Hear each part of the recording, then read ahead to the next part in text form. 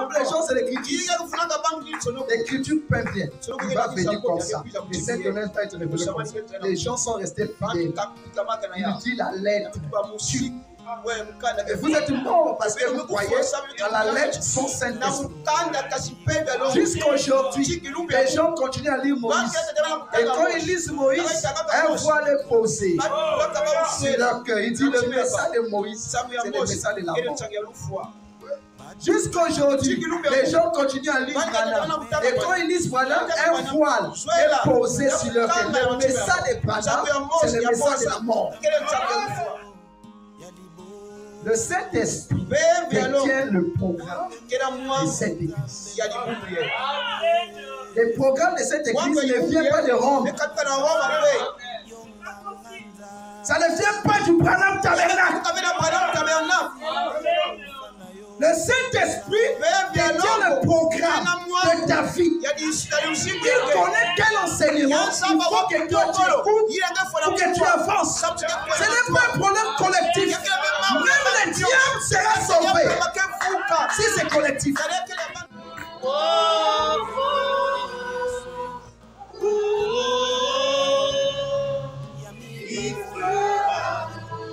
Il est capable, Dieu.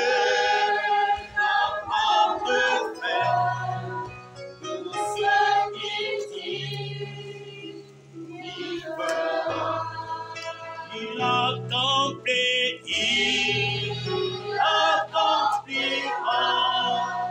toutes ses promesses envers toi.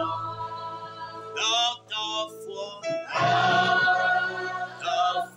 en Dieu, il est capable, il fera.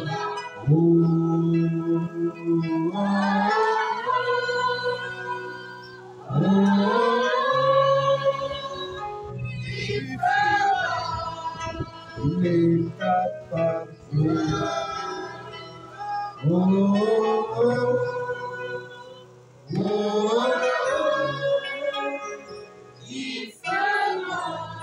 Seigneur, Dieu de l'univers céleste.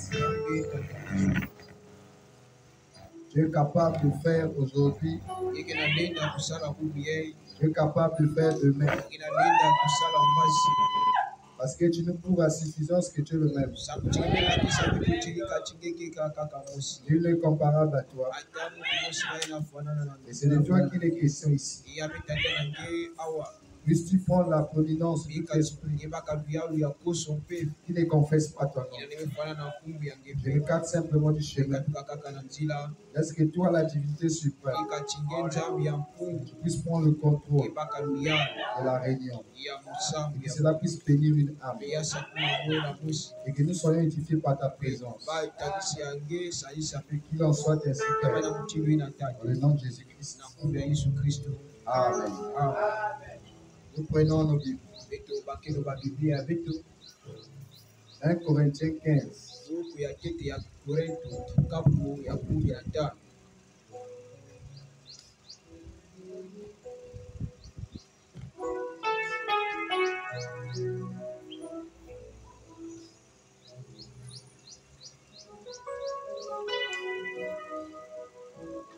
À partir du verset 41.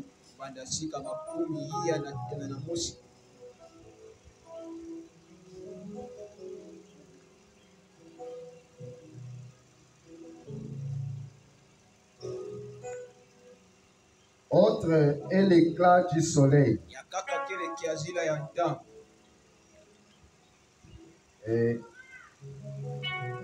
Autre est l'éclat du soleil, autre est l'éclat de la lune.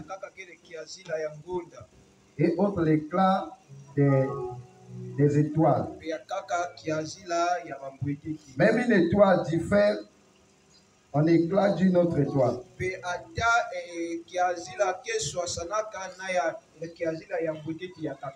Ainsi de suite, on sera-t-il de la résurrection des morts. Le corps est semé corruptible et Et il ressuscite incorruptible. Il est semé et méprisable. Il ressuscite glorieux. Il est semé infirme.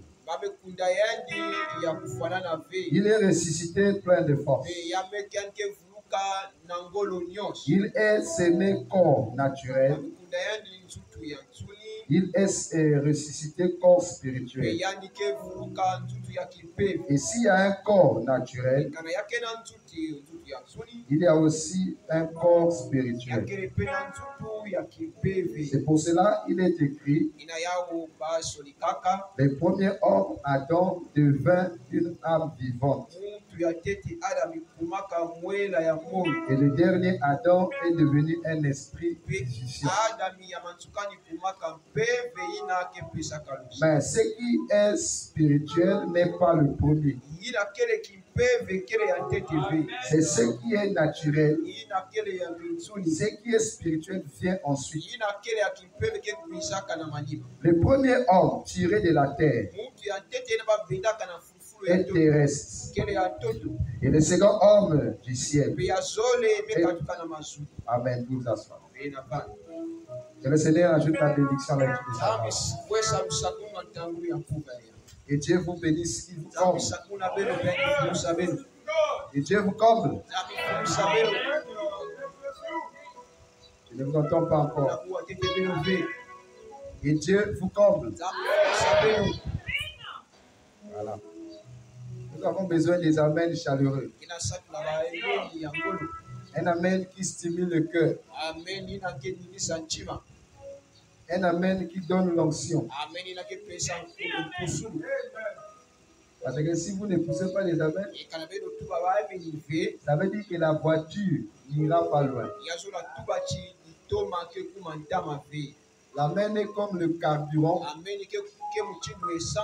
que vous rechargez dans la voiture. Alors, si vous voulez qu'on puisse parcourir une longue distance et faire un bon voyage, il faut que vous puissiez participer. Que Dieu vous bénisse. Nous sommes en train de continuer notre enseignement sur les avantages du 7e jour, ou la divinité de l'épouse dans le 7e jour. Parce que la divinité dans le 7e jour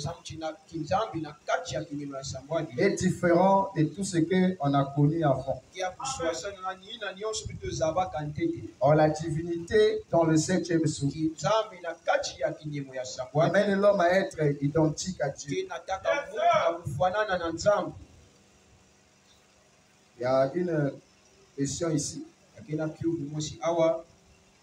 Shalom, frère Enoch. J'ai une préoccupation au sujet de la divinité de Jésus-Christ. Qui a enseigné que Jésus, homme, avait une âme et un esprit comme tout être humain. Hormis Jéhovah, le Père, qui habitait en lui. Sachant que tout fils de Dieu, après sa mort, son âme va dans la présence de Dieu. Et celui-ci vit au ciel, sous une forme théophanie, est devenue l'âme de Jésus après sa mort. Si l'âme de Jésus est différente du grand esprit qui est Elohim, lequel des deux l'Église est censée recevoir sous la forme du baptême du Saint-Esprit? Amen. Nous allons répondre ça dans la prédication. Parce que ça rentre en ligne de compte avec la vision de ce matin. Nous voyons que Paul nous dit que nous sommes semés corruptifs. et on ressuscite incorruptible. Donc, depuis que Dieu a commencé à utiliser l'homme, l'homme a manifesté Dieu dans tous les contextes. Ça a été un attribut de Dieu dans un prophète. David pouvait parler comme Jésus. Jérusalem, Jérusalem. Pourquoi combien de fois ai-je voulu vous rassembler? Comme une poule rassemble ses poussins. C'était une partie de la vie de Jésus que David exprimait là. David va même jusqu'à dire, ils ont déchiré ma tunique et ils ont percé mes pieds et mes mains. Mais on n'a jamais vu David être crucifié. Mais celui qui a été crucifié, c'est Jésus. Donc, les gènes de Jésus commençaient à parler dans les prophètes. C'est pour cela que chaque prophète était la représentation parfaite de Dieu sous la forme de la puissance.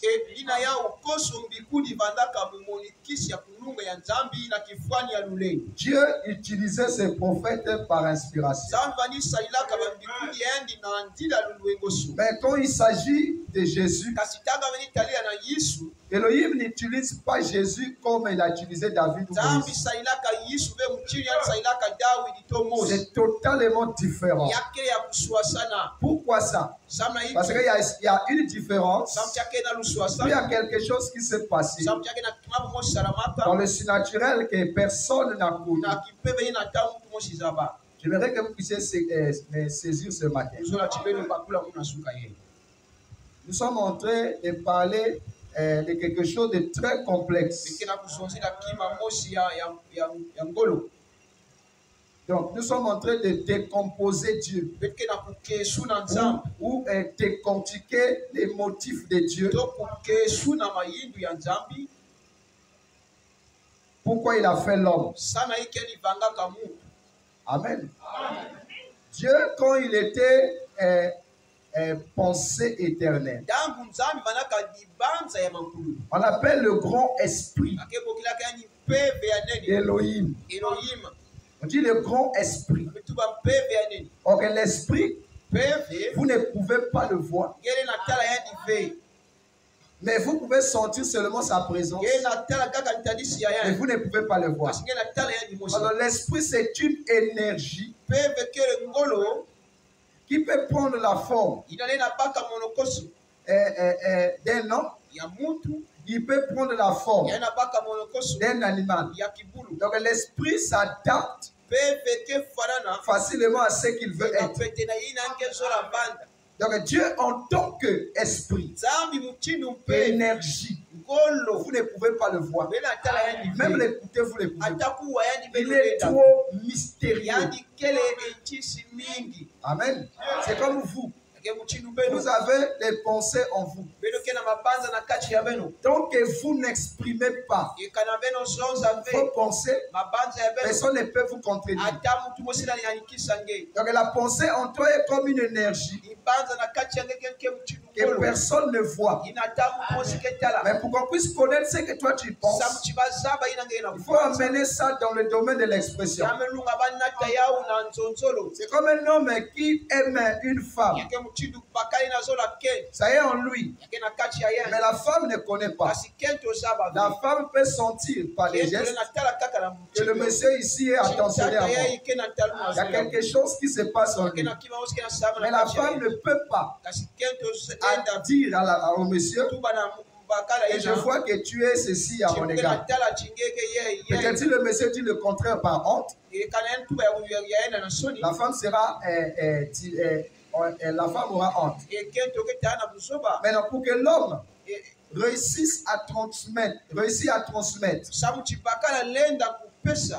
l'énergie Parce que l'énergie qui est en lui, on appelle l'amour, cherche un corps là où il va demeurer. Vous voyez? Donc, tant qu'un homme n'a pas encore trouvé la femme qui veut vivre avec lui, l'amour le hante. Parce que l'amour est une énergie. Et cette énergie est un esprit qui infecte les sentiments de l'homme. Et l'homme va vers la femme. C'est la même chose, ça peut être la convoitise. C'est une énergie. Maintenant, pour que la femme puisse connaître ce que l'homme pense de lui, il faut que l'homme parle. Quand l'homme va parler, ce qu'il sort de sa bouche, c'est pas ça l'amour. Même s'il dit je t'aime, c'est pas ça l'amour. Mais l'amour, c'est le caractère qui se trouve dans les expressions qui sortent de sa bouche. Parce que n'importe qui peut répéter ça sans avoir l'amour. Mais s'il aime une femme, dans les expressions, il y a une vie qui transmet dans la femme. Et c'est ça qui va faire que le cœur de la femme va être vivifié. Amen. Va être contaminé par l'amour que ce dernier lui transmet. C'est ça qui les amène au mariage. Donc, sans la vie de l'amour, on ne peut pas avoir l'amour. Sans l'expression, on ne peut pas connaître ce que vous pensez. Sans le langage, on ne peut pas connaître votre position. Donc, vous voyez, tout ici est lié avec le langage. Même Dieu connaît ce que vous faites. Il connaît vos besoins. S'il connaît, mais il dit, demandez. Parce que si tu ne demandes pas et qu'il te donne, et ça te conduise à la perdition, tu vas l'attaquer comme un lion. Dieu attend que tu parles. Quand tu parles, lui te prend au mot. Et il te donne selon ton langage. C'est la même chose avec Elohim. Quand il est esprit éternel, il est invisible. Maintenant, cet esprit se fait corps. Donc, le corps de l'esprit, c'est la théophanie. La théophanie, ce n'est pas l'esprit. La théophanie est le corps qui voit l'esprit.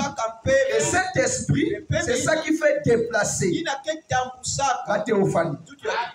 Donc la théophanie, si elle pense qu'elle doit arriver à Paris, elle n'a pas besoin de prendre l'avion. Elle voyage par la pensée. Et cette pensée, c'est une énergie qui l'amène d'un point A à un point B. Il suffit simplement qu'il désire aller. Donc ils peuvent faire aller-retour Brazzaville. Il va, il revient pour quelques secondes. C'est sur cette base que le blanc a pensé faire le téléphone, et fabriquer l'avion, la lumière. Vous voyez la lumière, dès que vous appuyez l'interrupteur, c'est automatique. Ils imitent la vitesse de la pensée. C'est vous me saisissez. Donc, chaque être vivant que Dieu a fait a un corps approprié qui doit abriter la partie spirituelle qu'il est. Donc, Elohim ne pouvait pas, qui est cette pensée ténèbre, vivre dans l'animal, le lion. Le lion n'était pas le corps approprié qui devait garder cette énergie. Ce n'était pas compatible. C'est pour cela qu'il fait un corps selon lui. Et ce corps, on appelait ça la parole. Et la parole est un corps théophanique qui est fait à l'image ou qui est semblable au corps des anges. Donc, la même manière que le corps des anges est, c'est de la même manière que ce corps parole qu'on appelle la théophanie, qu'on appelle le logos, tout ce qu'on appelle là, il a les mêmes composants que les anges. Et il a fait maintenant l'homme à l'image de ce corps, qu'on appelle l'image, qu'on appelle la théophanie. Amen. Lui ne peut pas vivre dans le corps qu'il a créé, qui est l'homme. Il ne peut pas vivre. Maintenant, il va faire former à l'homme son corps naturel. Mais lui-même, il n'a pas encore de corps naturel. Il donne déjà à l'homme le corps naturel. Et il prend l'homme, qui est le premier, qui est mâle femelle, il le met dans le corps qu'on appelle Adam. Donc quand il est en dehors de l'homme, on l'appelle théophanie. Maintenant quand il est en contact avec le sang, on l'appelle l'âme. C'est pour cela qu'il dit, il souffla et Adam devint une âme vivante. Il ne dit pas l'homme qu'il a mis dans Adam. Il dit Adam, la chair. Parce que la chair ne vivait pas. Mais la chair devait vivre parce que c'est lui qui devait entrer. C'est pour ça qu'il dit, et Adam devient une âme vivante. Pas une chair vivante, mais une âme. Donc l'âme vivante, c'est celui qui était entré et qui est devenu humain. Est-ce que vous comprenez ça? Oh, Dieu vous le comprenez pas. Est-ce que c'est clair? Amen. Ça, c'est les mathématiques appliquées. Ça, Pythagore ne connaît pas ça. Les hommes de sciences, ceux qui font chimie, ça, ils ne connaissent pas. Parce que ça, c'est le grand mathématicien lui-même. Vous avez le vertige. Parce que c'est une dimension très très élevée de la parole. C'est là où vous allez comprendre pourquoi nous péchons. Et pourquoi Dieu ne nous condamne pas. Pourquoi on dit que nous avons contourné la théophanie. Pourquoi on ne doit pas enseigner la loi à l'homme? Tout ça est lié. Parce que les gens parlent de la divinité. Ils ne connaissent pas la divinité. Ils peuvent parler de la divinité du Père. Ça s'arrête là. La divinité du Fils, ils s'embrouillent. Même la divinité du Saint-Esprit. Ils vont parler de ça. Parce que la divinité du Saint-Esprit, c'est le 7e sou. Et ils vont parler de ça comment? On peut prêcher tous les mystères. Mais là, le légaliste tombe. Ceux qui sont légalistes, ici ils tombent. Ce n'est pas leur terrain. Parce que tu vas dire à qui de vivre la loi. Amen. Nous sommes doubles. Bon, maintenant, qui doit vivre la loi? On a dit Adam devint une âme vivante. Donc, c'est que l'âme, pour vivre dans un corps, il faut que le sang soit en action.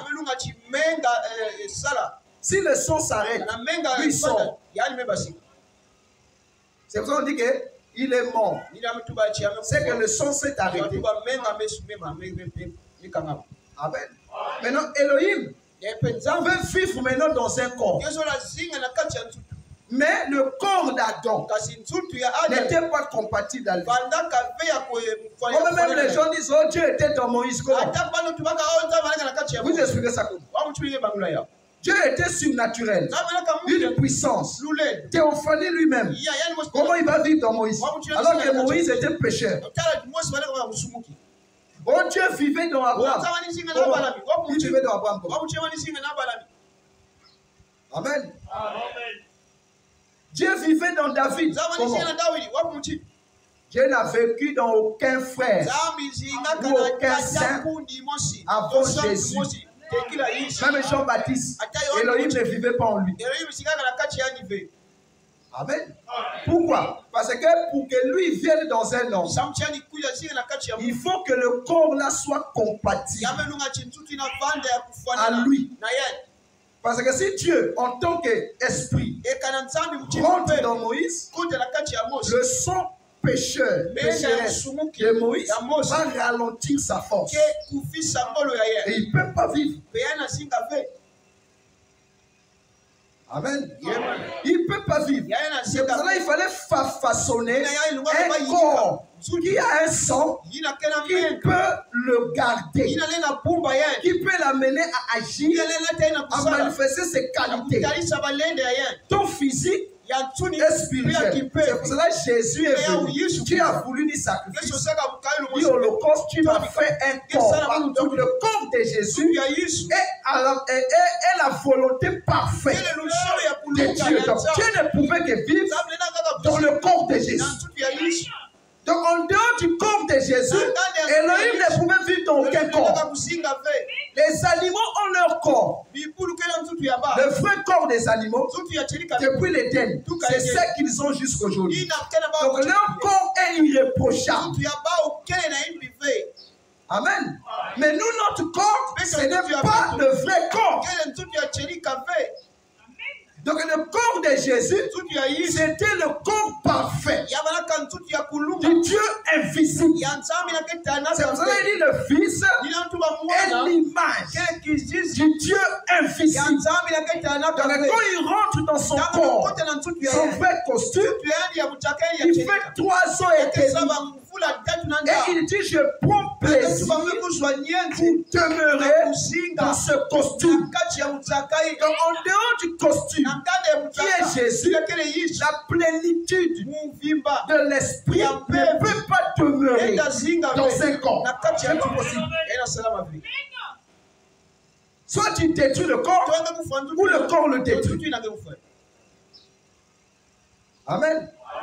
Maintenant, afin que les humains, pour répondre d'abord à la question de Frère Wilson, quand Jésus est mort et ressuscité, Frère Branham dit son âme est allée en enfer. Son âme est allée en enfer. Et Elohim a redonné vie à ce corps et il l'a mené au ciel. Frère Branham dit il a sanctifié l'âme de Jésus. Maintenant, nous, quand nous naissons, nous ne naissons pas dans le corps que notre théophanie devait réellement vivre. Amen. Parce que la théophanie, c'est l'image de Dieu. Ce n'est pas Dieu dans sa ressemblance, mais c'est Dieu dans son image. Donc la théophanie ne salue pas. La théophanie ne boit pas, il ne dort pas. Mais cette théophanie qui était en Dieu, il vivait par Dieu. Parce que Frère Madame dit, je ne crois pas à la préexistence des âmes. Donc le pluriel de Dieu, c'est dans son singulier. Donc il est seul, mais il parle au pluriel. Pourquoi il parle au pluriel? Parce qu'en lui, il y a des attributs. Et il tient compte de ces attributs. Maintenant, quand un enfant naît, la main des muscles ne vient pas de Dieu. Donc quand on dit que Dieu a créé l'homme, l'homme que Dieu a créé, c'est Adam. Est formé. Mais nous, ce n'est pas la création de Dieu. Ce sont les lois que nous manipulons qui nous a amenés au monde. Amen. Donc la loi de la reproduction a amené la terre à se multiplier. Cette loi, vous manipulez simplement les lois de Dieu. Donc si vous ne manipulez pas les lois de Dieu, la terre ne peut pas se peupler. Dieu ne peut plus former des hommes comme Adam. C'est pour cela qu'il a introduit, ou il a permis l'enseignement du serpent. Maintenant, dans cet enseignement du serpent, la chair ici naît sous la base des lois et on ne bénéficie aucun cas de la vie de Dieu. Il est maudit. Mais comment Dieu peut créer quelque chose de maudit? Le serpent n'était pas maudit au départ, mais il est devenu malédiction après son acte. Mais nous, dès notre naissance, nous sommes déjà maudits. Dieu ne crée pas la malédiction, Dieu n'est pas l'auteur de la malédiction. Amen. Ok. Lorsque nous appliquons les lois, la chair ici vit de la vie de celui qui l'a appelé au monde. C'est pour cela que la Bible dit, enfant, honore ton père et ta mère, parce que ta vie vient de lui. Même s'il est sorcier, le fait qu'il t'a donné la vie, tu le dois. La vie que j'ai, ce n'est pas la vie de Dieu, c'est la vie de mon père, parce que ça sort de mon père, ça ne sort pas de Dieu. Là, ça vous pouvez dire Amen. Mais pourquoi vous ne riez pas, mes frères? C'est en ce moment-là que la loi de la génétique s'applique. Un enfant peut réagir comme son père, mais si tu es la créature de Dieu, comment tu as la nature de Dieu? Tu devrais avoir la nature de Dieu. Non. Le Père lui forme le terrestre. Dieu lui forme le céleste. C'est pour cela. Quand le terrestre se forme, il n'a pas encore la vie, sinon que le sang des parents. Et il vit par le cordon ombilical de maman. L'enfant vit par le cordon ombilical. Donc, quand maman mange, les vitamines aussi rentrent dans l'enfant. Jusqu'à ce qu'un jour, on va lui dire, bon, petit, tu as tellement mis du temps ici, tu dois déménager. Ah non, c'est là où il se fâche. Et sa colère s'exprime par les douleurs de l'enfant. Il ne veut pas sortir. On dit non, tu dois sortir. Il ne veut pas. S'il est trop têtu, il sort pas. Voilà pourquoi on applique la césarienne. Amen. Quand l'enfant sort, l'esprit qui vient de Dieu ou de l'enfer, s'il est de l'enfer, il est condamné parce que Dieu l'avait chassé. Et il n'est pas condamné parce qu'il a commis un acte. Amen. Parce qu'ils ont été rebelles. Et on les a pourchassés. Quand on les a pourchassés, ils sont condamnés les esprits. Maintenant, l'esprit qui quitte Dieu, qui est le réel toi, qu'on n'a jamais vu, lui, normalement, il ne doit pas vivre dans ce corps maudit. Ça, c'est pas son vrai corps. Ça, c'est le corps de la malédiction. Mais lui, il est la bénédiction. Il vient rentrer dans la malédiction. Vous voyez pourquoi frère Madame dit que les deux arbres sont entremêlés. La bénédiction et la malédiction ensemble. Maintenant, quand il vient rentrer dans ce corps, il ne vit plus de la vie qu'il bénéficiait de Dieu. C'est pour cela qu'on dit, si Dieu est éternel, toi aussi tu as été éternel. Amen. Mais quand il rentre dans le corps ici, il se ralentit. Parce que le sang est maudit, et lui il vit par le sang. Il ne peut plus causer avec Dieu. C'est plus possible. Il est mort. Mais vous êtes fils de Dieu. C'est pour cela, lui étant mort en vous, comme c'est le sang qui le dirige, amen. Il ne peut pas te dire que tu es fils de Dieu. Il ne peut pas te dire ça. Parce que le patron de la chair, c'est le premier-né. Et ici, il faut maintenant que le deuxième prenne le droit de naissance. Parce que le droit de naissance doit être donné à lui. Mais il n'a pas de force. Il va faire comment? Vous voyez Jacob et Ésaü. Dans ton ventre, il y a deux nations. C'était seulement des amas de muscles. L'amas de muscles n'avait rien fait. Mais Dieu dit, j'ai aimé Jacob. Quel Jacob? Pas la chair. Parce que la chair de Jacob est faux. Même la chair d'Ésaü est faux. Mais dans les actes, Ésaü était mieux que Jacob. Mais il dit, j'ai aimé Jacob, j'ai haï Ésaü. Donc Ésaü, c'était l'esprit que Dieu avait condamné depuis le ciel. C'est cet esprit-là qui venait vivre dans le corps d'Ésaü. Mais c'est lui qui est venu dans le corps de Jacob, sort de Dieu. C'est lui que Dieu a aimé. Et c'est lui qui devait prendre le droit de naissance. C'est lui la nation que Elohim avait dit à Rebecca que dans ton ventre il y a deux nations. Ces nations-là, ce sont des esprits des hommes. Maintenant, chaque enfant qui devait sortir de Jacob, un esprit venant de Dieu devait habiter cette chair. C'est ça qui fait à ce que même si les enfants de Jacob étaient faux à 100%, mais l'esprit qui habitait le corps de Judas venait de Dieu. C'est en ce moment-là, il dit, ce qu'il a connu d'avance, il les a appelés. Ce qu'il a appelés, il les a justifiés. Mais pourquoi tu les justifies? Parce qu'on justifie quelqu'un qui est faux. N'est-ce pas? Mais comment nous on est en Dieu et Dieu nous justifie? Pourquoi il nous justifie? Parce que nous vivons dans un corps de péché. C'est ce qui fait à ce que même si tu es né d'un prédicateur, où tu es au couvent, où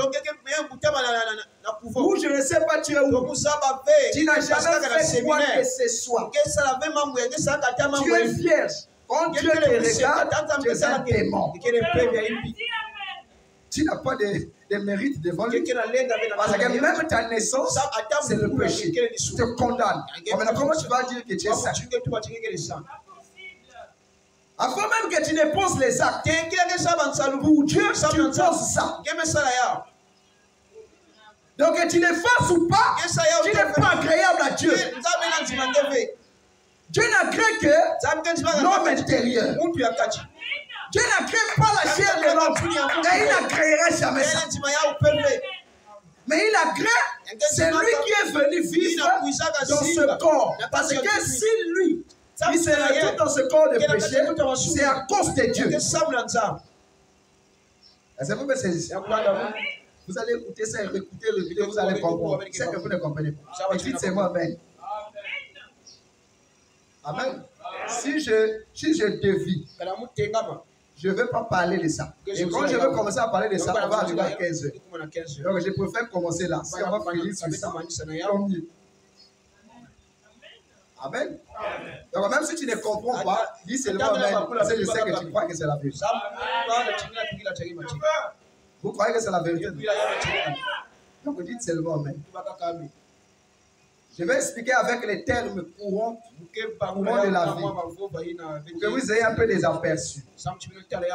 Donc maintenant que celui qui rentre dans le corps, il vit maintenant par le sang des parents. Donc si ton papa est féticheur, automatiquement, toi aussi tu es féticheur. Même si tu n'as pas fait les fétiches, tu es ça. Si ton papa a un totem de lion, automatiquement, toi aussi tu en as.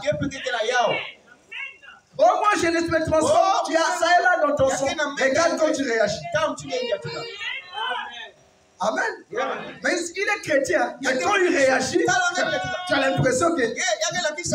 Mais ça, c'est des tonnerres. Mais il ne se transforme pas. Mais le lion là est là. Pourquoi? Parce que tu portes son sang. Et ton sang, c'est la continuité de sa vie. Donc nous sommes la continuité de la vie de nos parents. Je ne parle pas encore du céleste. Tout homme sur terre continue l'œuvre de son père d'une autre manière. S'il était adultère, la sémence qui vient de Dieu n'est pas adultère. Il ne connaît pas le plaisir du monde. Lui, il connaît que le bonheur en Christ. Mais il va venir vivre dans un monde qui connaît l'adultère. Automatiquement, il va dire qu'il n'a pas de force.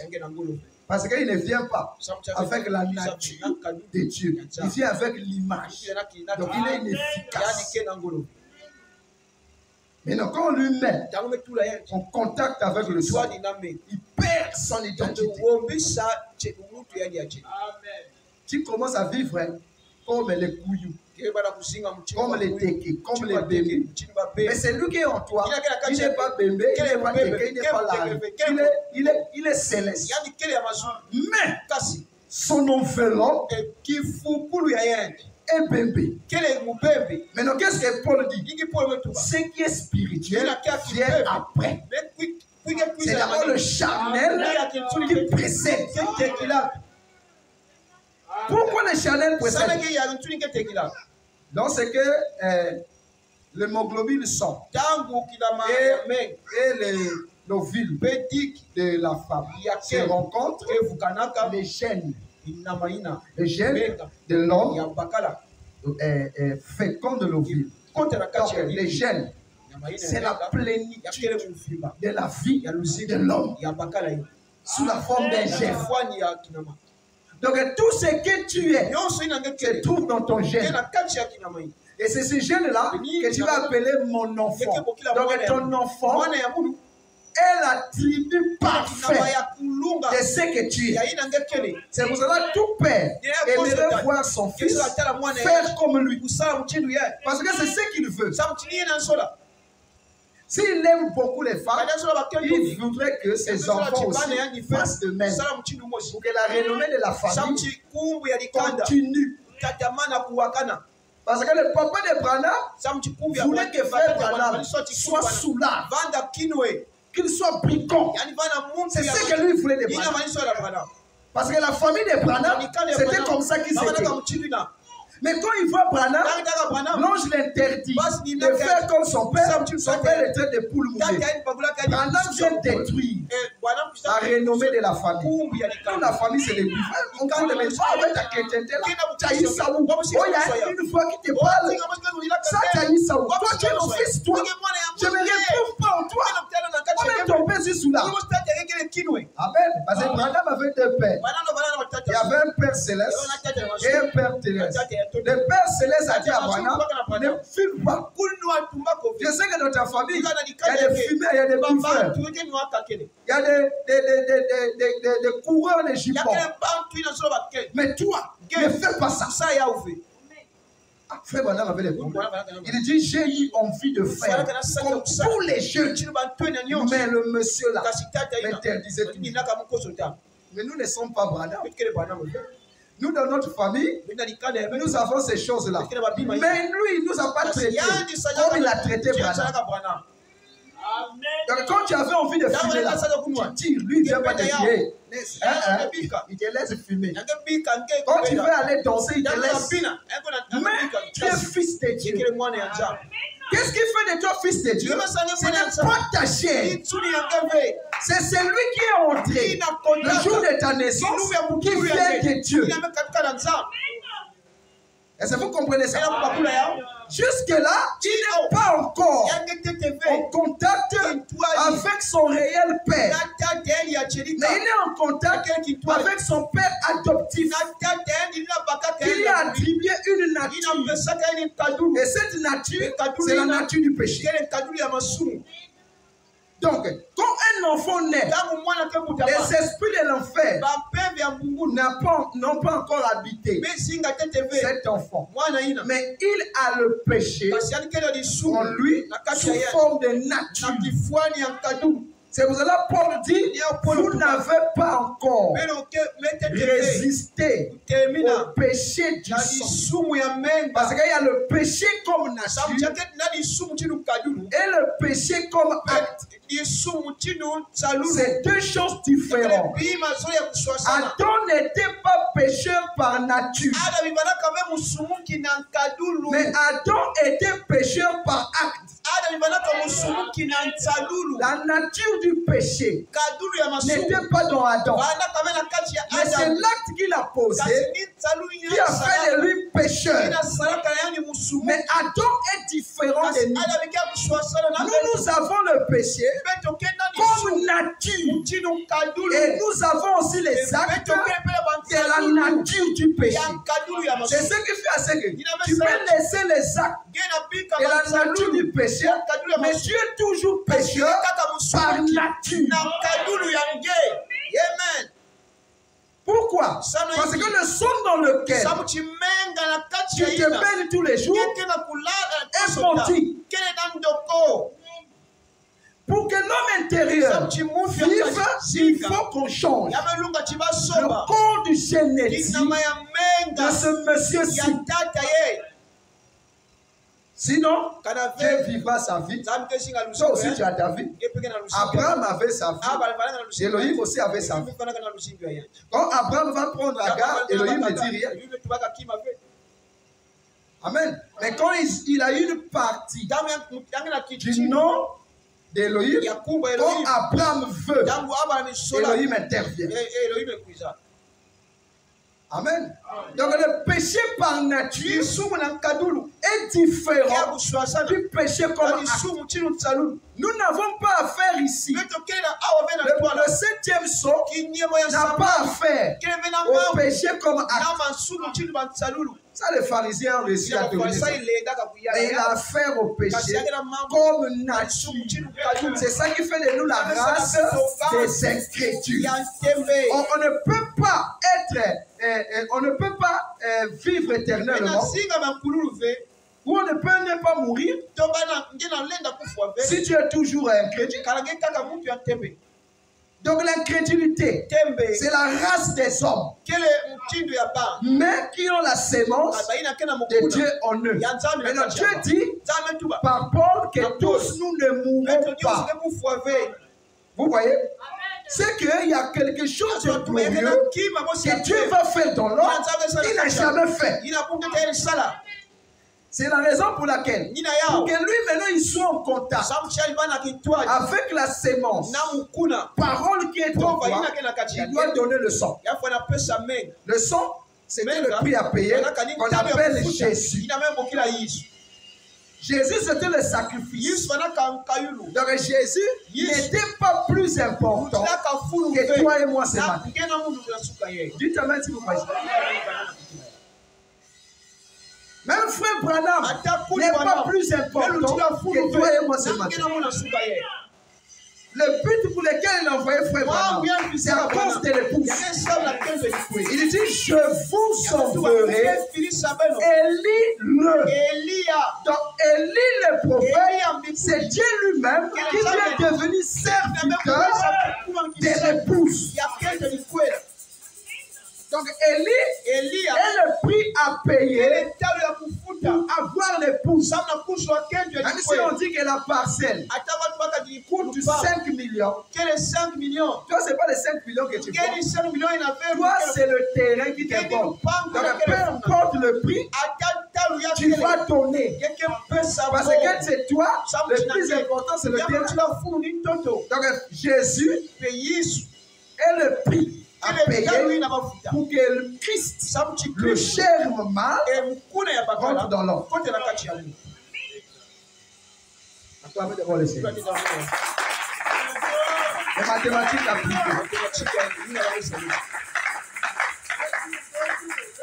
Amen. Maintenant, pour que lui soit en contact avec celui du dedans, il dit qu'il doit justifier celui du dedans. Il le justifie par quoi? Par la mort de Christ. Alors quand Christ meurt, Dieu prend les composants de son corps et il les ramène dans la forme primitive. Donc, dans la forme primitive, Christ n'existait pas en tant qu'individu, mais il existait en Dieu, parce qu'il était l'amour. Dieu a tant aimé le monde qu'il a donné son Fils unique. Son Fils unique, c'est son amour. Le corps par excellence et le grand esprit doit vivre. C'est pour ça qu'il dit, moi et le Père, nous sommes un. C'est lui qui m'a vu, a vu le Père. Parce que tel que vous me voyez, c'est tel que votre Père. J'ai la vie de votre Père. Il dit aux pharisiens, si vous dites que Dieu est votre Père, comment vous ne me connaissez pas? Comment je dis que je viens de la part de Dieu et vous ne croyez pas? Amen. Il voulait leur enseigner que la vie que moi j'ai, c'est la vie même de la colonne de feu que vous voyez souvent là. Tu as voulu ni sacrifice, ni holocauste, mais tu m'as fait un corps. Maintenant, il a pris le corps là, il a ramené ça. Donc avant la mort et la résurrection de Jésus, Elohim n'était pas dans le corps glorifié. Le corps glorifié, il a eu ça après la mort de Jésus. Le corps glorifié, c'est quoi? C'est 50% de la partie charnelle. 50% de la partie théophanique. C'est ça qu'on appelle Jésus Christ. Amen. Jésus, c'est lui-même la partie mâle. Christ, c'est la partie femelle. C'est pour ça que frère Branham dit le véritable Jésus n'était jamais mort. Je viens au nom de mon Père. C'est que son Père s'appelle Jésus. Maintenant, lui, il s'appelle Christ. Maintenant, Gabriel dit à Marie, donne-lui le nom de son Père. Parce que le Fils doit s'apporter. Doit porter le nom du Père. L'épouse doit porter le nom de l'époux. C'est pour cela qu'il est né Christ. Mais il ne s'appelle pas Christ. Il porte le nom de son Père. On l'appelle Jésus. Il dit oui, moi Jésus, je suis. On l'appelle le Fils de l'homme. Le Fils de l'homme, ce sont les attributs de son Père. Mais lui-même, il est qui? Il est Christ, l'agneau de Dieu. Ça, c'est ce que lui il est. C'est ça son vrai nom. C'est Christ, l'agneau de Dieu. Maintenant, Jésus, c'est qui? Jésus, c'est le nom de son Père. Son vrai nom humain, c'est Jésus. Maintenant, quand il meurt, il s'appelle maintenant le Seigneur, Jésus, le Père, Christ, le Fils. Maintenant, la composition et ces deux noms ont habité le corps glorifié. Donc, le corps glorifié, c'est la partie Christ. 50% humain et la partie Jésus. 50% théophanie. Amen. Donc quand on dit corps glorifié, c'est un corps de la gloire. On ne peut pas avoir la gloire sans combattre. Donc c'est l'élection, c'est le combat. Toutes ces choses-là qui en font de la gloire. Donc on appelle ça corps glorifié. Dans le corps glorifié, ici, il forme un corps. Quel est le corps qu'il forme en vous? Ce n'est pas un nouveau corps. Il donne à la théophanie la partie ressemblance qu'il lui n'avait pas. Parce que la théophanie en nous a la partie image.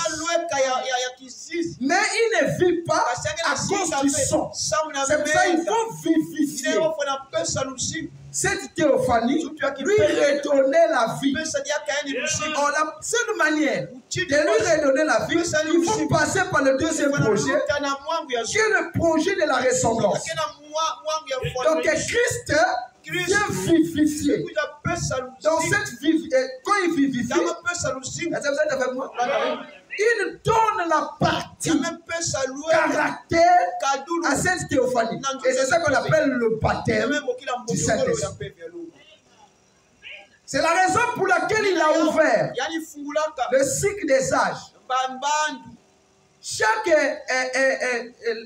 élu de chaque âge recevait une partie de la ressemblance. C'est pour cela que tous ceux qui ont reçu la ressemblance, on les appelle l'épouse. Et tous ceux qui n'ont pas reçu la ressemblance, on appelle la famille. Donc les Adam, les Noé, ils ne font pas partie de l'épouse parce qu'ils n'ont pas la ressemblance de l'époux. Est-ce que vous pouvez dire amen? Écoutez maintenant ce que le frère Branham dit. Par la prédication, montre-nous le Père. C'est là.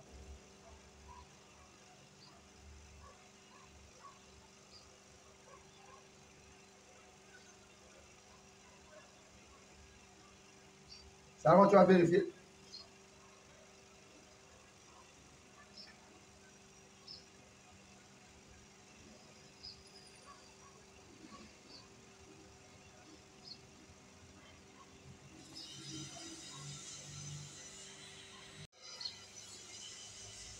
Voilà, me dit dans montre-moi le Père, cela ne suffit pas. Il dit, eh bien, prenons vite le second, afin de pouvoir aborder cela. Dieu dans sa parole, combien croient que Dieu est dans son univers? Eh bien, vous pouvez le voir dans son univers. Voyons s'il est dans sa parole. Il a dit, ma parole est vive. Réellement, la vie est bien. L'unique chose, la parole. La lettre tue, l'esprit vivifie. Quand on dit vivifier, c'est donner la vie. Et ce que j'espère maintenant, de tout mon cœur, c'est que Dieu vivifie. Vivifier veut dire donner la vie. Donc on donne la vie à celui qui est mort. Vivifier maintenant pour vous la parole par son esprit. Jésus a dit un semeur alla semer des semences et pendant qu'il dormait, un autre semeur vint et sema des livrets. Et il alla de l'avant. Racontant la parabole, les disciples n'arrivaient pas à le comprendre. Jésus leur a dit, Jésus leur a expliqué. Le semeur, c'est le fils de l'homme. Le champ, c'est le monde. Et la sémence est la parole de Dieu. Amen. Remarquez. La sémence est la parole de Dieu. Si tout ce que la parole de Dieu, c'est une sémence. Vous écoutez? Madame dit tout ce que la parole de Dieu est une sémence. Donc il fallait qu'il devienne sémence. Et pour qu'il est vif. Zacharie 3:8. Je vous enverrai mon serviteur, le gère. Pourquoi le serviteur le gère? Le serviteur le gère, ce n'est pas un ange, mais c'est Dieu dans le projet de la ressemblance. Il doit être le gère pour vivifier l'homme intérieur en vous. Or, cet homme intérieur, le fait qu'il reçoive la visitation du serviteur le gère, frère Branham me dit, le serviteur le gère, c'est Christ. Le fait qu'il reçoit la visite du serviteur le gère, il est automatiquement appelé épouse. Parce qu'il participe au projet. Le plus grand projet, les grands travaux de Dieu, c'est la ressemblance. Donc aucun homme ne ressemblait à Elohim dans sa nature en dehors de Jésus. Le reste ont manifesté Dieu dans ses caractéristiques, la puissance, les visions, les discernements, ressusciter les morts. Ça c'était Dieu. Mais dans la ressemblance, il n'y a qu'un. C'est le puissant vainqueur. C'est Jésus-Christ. Donc en dehors de Jésus, aucun homme ne ressemble réellement au Père. C'est pour cela que tous ceux qui ne ressemblaient pas au Père, ils sont morts. Ils sont dans le corps théophanique, le corps temporaire. Ce n'est pas un corps éternel. Mais comment vous ressemblez à Dieu? Dieu vous êtes dans la théophanie. Mais Dieu lui est dans notre corps. Ils ne peuvent pas aller là-bas. Parce qu'ils n'ont pas ressemblé à Dieu. Maintenant, frère Branham dit, les gens qui vont ressembler à Dieu, c'est à la fin de ces jours. Vous voyez la divinité? Les gens qui vont ressembler à Dieu, frère Branham dit, jusqu'aujourd'hui, aucune manifestation de Dieu. C'est dit le troisième poulet là. On a vu le surnaturel. Il dit, ça c'est pas la manifestation de Dieu. Ça c'est grave. Hein? Mais comment? Parce que Dieu, quand il s'est manifesté, il est devenu humain. Mais lui-même, Branham dit, aucune manifestation de Dieu jusqu'aujourd'hui, en 63. Nous attendons le réveil de ces sept tonnerres imposés. Donc le réveil de cette tonnerre, c'est l'activité du Saint-Esprit. C'est pour ça que les gens disent qu'on ne s'est pas révélé. Mais c'est l'activité du Saint-Esprit. C'est l'homme qui est devenu Dieu. C'est ça le réveil de cette tonnerre. Maintenant, comme vous ne connaissez pas ça, frère, moi sur blanc, c'est comme un autre qui m'a dit, frère, toi tu crois être plus spirituel que frère Branham qui a dit que les sept tonnerres ne sont pas révélés. Tu es audacieux de le dire. Ça, vous êtes le type de gens qu'on doit abattre. Amen. Et parce que quand on disait que le Messie était déjà venu, mais les pharisiens peuvent te dire. Et tu dis que le Messie, c'est les bandits de Jésus. Mais on peut te tuer. Moïse a dit noir sur blanc. Il rentrera dans son temple. C'est écrit noir sur blanc. Mais il est déjà venu. Pas comme vous l'attendez. Mais comme lui l'attendait. Amen. Ce qui trompe les gens, c'est l'écriture. L'écriture peint bien. Il va venir comme ça. Et cette donnée va être révélée comme ça. Les gens sont restés fidèles. Il dit la lettre. Et vous êtes morts parce que vous croyez à la lettre sans Saint-Esprit. Jusqu'à aujourd'hui, les gens continuent à lire Moïse. Et quand ils lisent Moïse, un voile est posé sur leur cœur. Il dit le message de Moïse, c'est le message de la mort. Jusqu'à aujourd'hui, les gens continuent à lire Branham. Et quand ils lisent Branham, un voile est posé sur leur cœur. Le message de Branham, c'est le message de la mort. Amen. On va me lapider. C'est le message de la mort. Oui. Voilà les natures qui sont en vous. Vous avez une saoul. Parce que vous avez lu Branham. Vous êtes devenu un poli arrogant. Parce que vous avez lu Branham. Toi, tu étais pour toi bien. Mais comme tu lis Branham, tu deviens arrogant. Et tu montres même Dieu. Parce que tu as lu Branham. La femme samaritaine n'avait pas lu Moïse. Mais elle a reconnu le Messie. Si elle avait lu, elle devait être brûlée. Le Messie ne cause pas avec les processus. Le Messie, c'est un homme saint. Le Messie a la colonne de feu. Ça ne cadre pas avec la citation. Elle n'était pas dans cette axe. Mais elle a tourné Dieu dans sa prostitution tout en connaissant le signe du Messie. Pas l'enveloppe du Messie, mais le signe. La chose la plus importante, c'est le signe, pas l'enveloppe. L'enveloppe de Jésus n'a tiré pas, mais le signe que Jésus n'a tiré. N'est-ce pas le Messie? Alors qu'ils ont parlé de la fornication en parabole. Madame dit, trouvait que Jésus c'est un bon garçon pour la fornication. Malgré ça, il a vu le signe. Il s'est accroché. Le message de frère Branham est la vie pour l'épouse. Mais la mort pour les incroyants. Le même message tue les gens et donne la vie ailleurs. Amen. Amen. Au lieu de voir les signes, ils sont en train de voir l'enveloppe. Est-ce que le signe de Jésus dit, est-ce que c'est que je fais? On n'a pas dit que le Messie ferait ça. Oh oui, mais c'est l'enveloppe là. Mais est-ce que ça c'est pas le signe? Ils reconnaissent. Jamais homme n'a parlé. Dieu a compliqué les gens de l'époque à croire en Jésus. Combien même ils voyaient, ils se disaient mais son enveloppe, amen, c'était l'enveloppe par excellence que Elohim devait vivre. Mais pour les hommes, Dieu ne peut pas vivre dans un homme comme Jésus. Et il dit qu'il est le fils de Dieu. Quand vous lisez frère Branham, sans le Saint-Esprit, le voile est posé sur votre cœur. Vous direz comme les pharisiens, nous attendons, vous attendez, vous jouerez la bande. Là, frère Joseph Branham a dit, il n'est pas un prophète majeur. Ceux qui l'ont emmené, qui l'ont suivi, ils se sont arrêtés. Comment tu peux nous trahir? Là, il les a trahis. Pourquoi? Noir sur blanc. Frère Branham a dit le même esprit en moi tombe sur Joseph.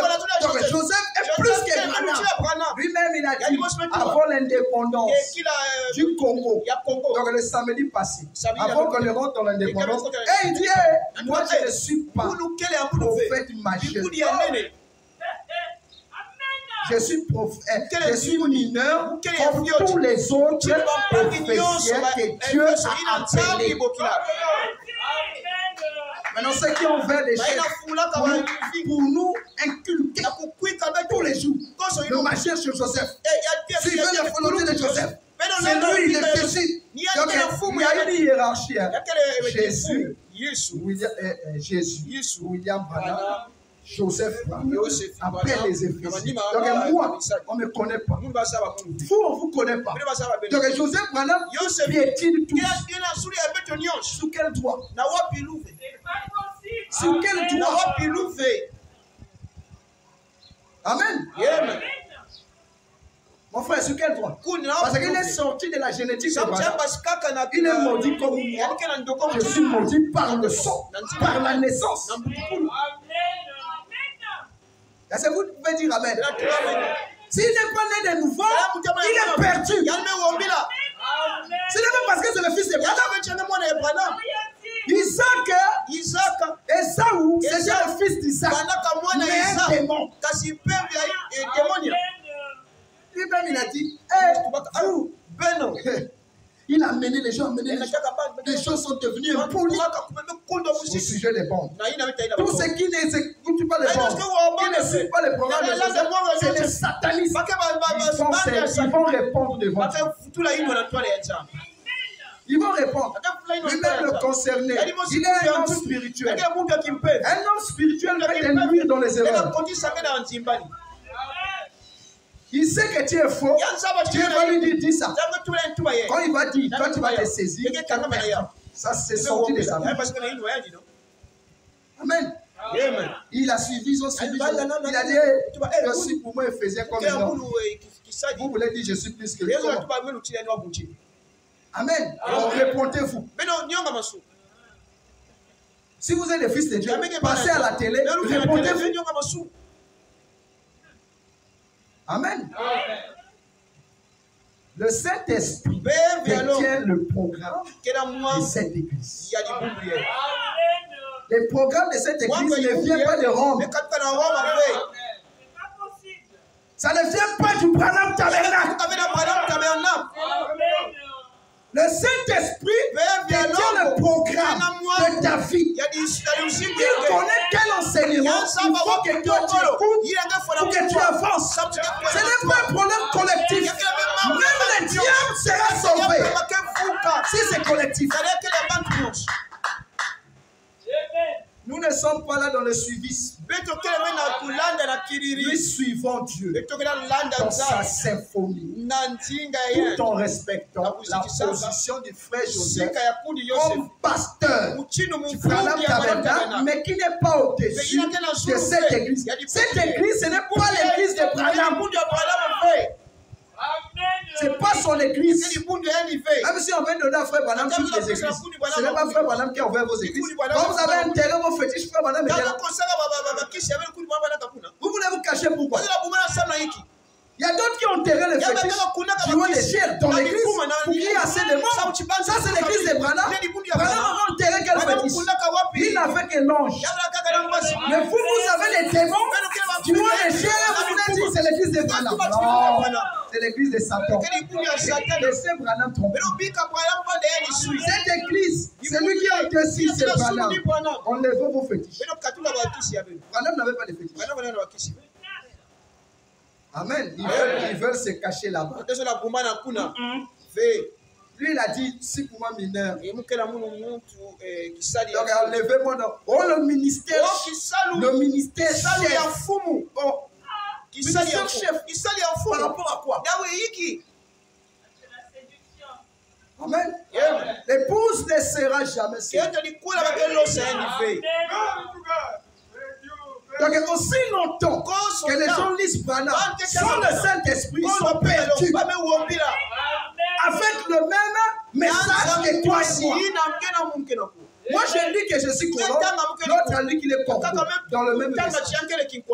La même bouche de Jésus a dit à Pierre, pasteur. La même a dit Pierre, tu es Satan.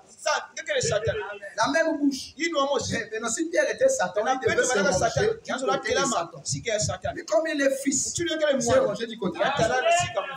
Mais il n'avait jamais dit Judas, toi tu es Satan. Mais après il a dit Satan. Il savait que celui qui devait le trahir, c'était Judas. Mais il n'a pas dit Judas, arrière de moi Satan. Sinon Judas devait être conscient. Mais il va dire ça à Pierre pour tromper la vigilance de Dieu. Eh Pierre, toi là, arrière de moi Satan. Jésus sait que Pierre n'est pas Satan. Mais le Satan c'est Judas. Mais il ne dit pas Judas. Faites attention. Mais plus tard, il dit, Pierre, si toi tu ne pardonnes pas les péchés, moi au ciel, si je pardonne. Mais il a dit à Pierre, Satan, un diable qui pardonne les péchés, c'est que Pierre avait manifesté un comportement de Satan. Mais il n'était pas Satan. Nous avons le comportement, les allures de Satan, mais nous ne sommes pas. Dieu sait que nous ne sommes pas Satan. Il sait au fond de lui que nous ne sommes. Nous avons des allures, des réactions de Satan, mais nous ne sommes pas Satan. Dieu t'amène. Vous ne pas dire amen. Mon frère, on dit que tu as seulement les allures, mais tu ne veux même pousser ici. Ça, c'est quelle consolation. Savez-vous que c'est une consolation? Vous êtes devant le trône de Dieu, mais il te dit tu n'es pas péché. Mais tu vas courir tout le ciel. Quand Dieu dit à un homme que toi tu n'es pas péché, mais mon frère, tu dois courir tout le ciel. Dieu qui est juge suprême, il n'a pas vu de péché en nous. Est-ce qu'un homme peut manquer le péché? Tout homme sur terre est pécheur. Que tu fasses ou pas, tu es pécheur. Maintenant Dieu dit toi, heureux l'homme à qui Dieu n'implique pas le péché. Vous dites amen.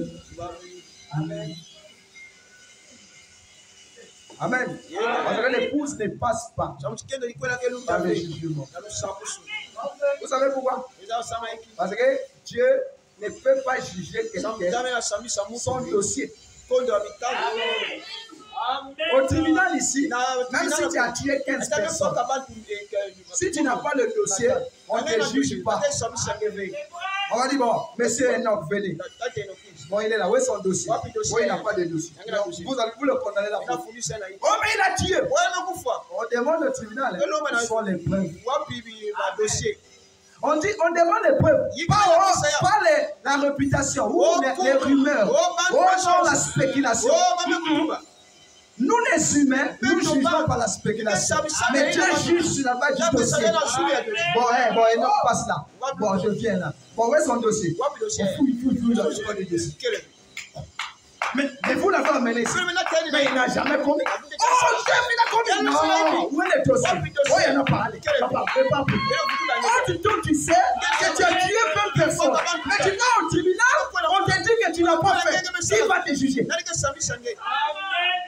Même si les gens te voient, regardez les tueurs là. Un tueur libre qui doit romper.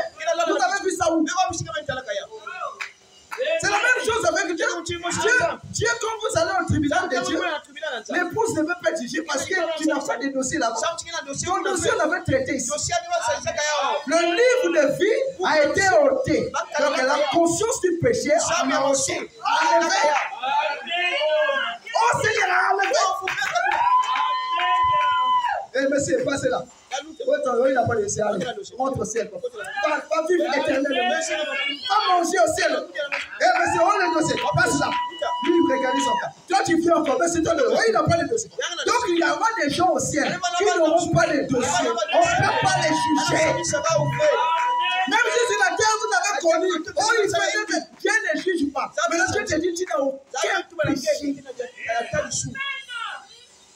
Même ça, tout vraiment, si tu avais fait, tu ne manges plus.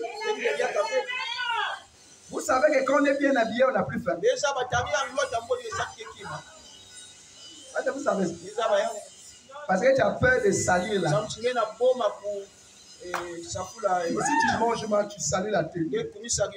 Donc automatiquement, tu n'as plus faim. C'est ce qui fait à ce que lorsque vous revêtez l'habit de noces, j'ai dit, sont tachés. Comme s'il faut le condamner. Avec l'habit qu'il a mis là, on l'a mis là-bas en prison. C'est pour ça qu'il faut avoir l'habit. Ça séduit Dieu. Même si le dos est sale, ou bien les pieds sont sales, si tu as l'habit, la saleté est généreuse. Mais seulement l'habit. Si tu vas aller enlever les vents pour te laver, pas seulement. Quand il voit l'habit, passe là-bas. Amen. L'épouse n'a pas de péché. Quel est cet homme qui va dire à sa femme, oh toi tu as des péchés? L'amour explique tout. On dit l'amour, c'est l'expiation.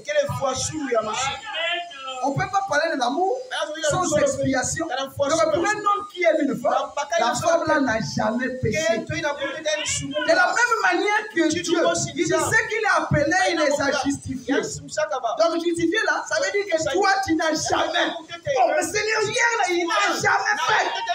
Dieu qui voit tout ne voit pas vu. Il dit tu es justifié. Toi tu as pris. Mais Dieu lui voit. Qu'est-ce qui est caché sous le ciel? Il dit il est justifié. Savez-vous que Jésus avait pris le vin pour amener les gens à croire?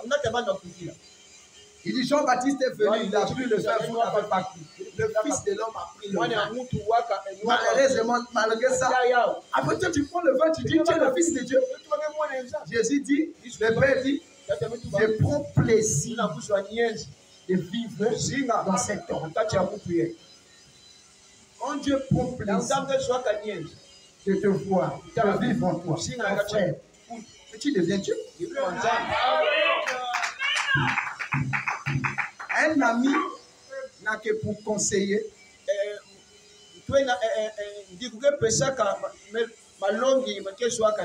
À un autre ami. S'ils sont amis, pas camarades, je dis amis, son premier conseiller, c'est son ami. Donc quand il a une situation, son ami doit être informé. Et il écoute d'abord son ami. S'il trouve que ce qu'il dit là, c'est juste avant, on adhère. On fait comme ça. Maintenant, toi, Dieu, fais de toi ami, épouse. Donc tu es ami, tu es épouse, tu es frère, tu es tout pour Dieu. Amen. C'est comme un homme. Un homme doit être homme pour sa femme, ami pour sa femme, conseiller pour sa femme, humoriste. C'est ça qu'on appelle la plénitude. Tu ne peux pas seulement être homme. Quand on dit homme, vous comprenez ce que je veux dire. Il faut être tout. À un moment, vous s'amusez. Parce que quand vous s'amusez, il y a des choses que tu vas écouter que tu ne peux pas écouter quand tu es homme. C'est pour cela, si tu es carré, tu resteras aussi carré. Dans l'information, tu ne connais pas rien. Il faut avoir des stratégies, mes frères. C'est comme nous avons dit la dernière fois. Si je dois dire à Frère Wilson, Frère Wilson, comment toi tu as vécu dans les années 98. Frère Wilson aura du mal à me dire qu'est-ce qu'il a vécu. Vous savez qu'est-ce que je veux faire? Je vais réfléchir. Quelle est la chanson qui battait le plein? 98. Kofi Olomide, telle chanson. Frère Wilson, tu as connu cette chanson-là? Dès que j'ai dit ça, lui-même, oh, laisse frère. Non, vous allez écouter. Non, viens de loin. Là, il est rentré. J'ai dit de loin. Quand la chanson a passé, regardez comme toi, tu n'as pas de monnaie, dis-moi. Mais tu n'as maintenant simplement être nostalgique. Quand il est nostalgique, il va tout te dire. Et 98. Là, tu as déjà les dossiers. Maintenant, si tu veux combien? 99. Sois pas pressé. Cherche les événements de 99. Maintenant, en 99, quand il y a eu la guerre, après tu es allé où? Il va t'expliquer. Oh, voilà, et nous, on avait. Moi, j'avais tenu là, frère. Oh, frère, c'est vrai? Oh, tu as l'information. On ne savait pas, frère. On est d'être carré. Dieu n'est pas carré avec moi. Avec vous, Dieu n'est pas carré. S'il est carré, dès que tu commets des chicots. Mais nous avons trop des hommes carrés. Donc il n'y a pas de moyen de sortir. Si c'est la parole, car la parole, car non. C'est pas ça. Même Dieu, il y a des moments, Dieu fait l'humour. Allez dire à Serena. Les disciples, c'est mettre à rire. Oh, tu tiens. Ils ont des moments de détente. Mais toi, c'est mon frère, madame m'a dit, ta parole, il y a autre chose que la parole. C'est pour ça que les foyers des gens sont devenus comme la morgue. Dès que tu rentres, tu sens les atmosphères ici. C'est pas bon. Pourquoi? Ils ont été carrés. Tout commence dès le départ. Si tu n'es pas humoriste, ce n'est pas plus tard que tu le seras. Parce que plus tard, quand tu verras les caractères que tu connaîtras pas, tu seras encore plus nerveux. Amen. C'est le temps de cultiver ça maintenant. Même toi-même, quand tu es à la maison, essaie un peu de rire toi-même. Tu vois les voix de mouvement qui rient. Tu vois un peu ce que ça fait. Parce que quand tu vas te voir en train de rire, toi-même tu vas encore rire. Ça va aller dont tu ris. Petit à petit, tu vas commencer à voir ça. Et c'est vrai que je vais prendre. C'est que je vous dis, c'est vrai.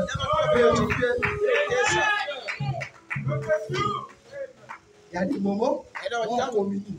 Et on parle. Tu vas voir que si c'est la saison de la communion, ça va bien marcher. Si c'est aussi la saison de la colère, tu vas aussi voir. Il y a tout. Et vous blaguez avec cette affaire. Il y a un ami là qui s'est marié. Il y a à peine, je ne sais pas, 2 ou 3 mois. J'ai dit, mon frère, comment là-bas? Il dit, ma colère, à peine commencé. Frère, c'est difficile. Toi qui t'es battu pour te marier, à peine 3 mois, tu dis que c'est difficile. J'ai dit, frère, par la grâce de Dieu, je crois, on va triompher. Quand les mariages, on demande la grâce de Dieu, c'est plus bon. Donc, la grâce de Dieu, 3 mois. Bon, pourquoi ça ne marche pas? Parce que la côté, il a foyer dehors. Et le corps que cela vise n'est pas compatible.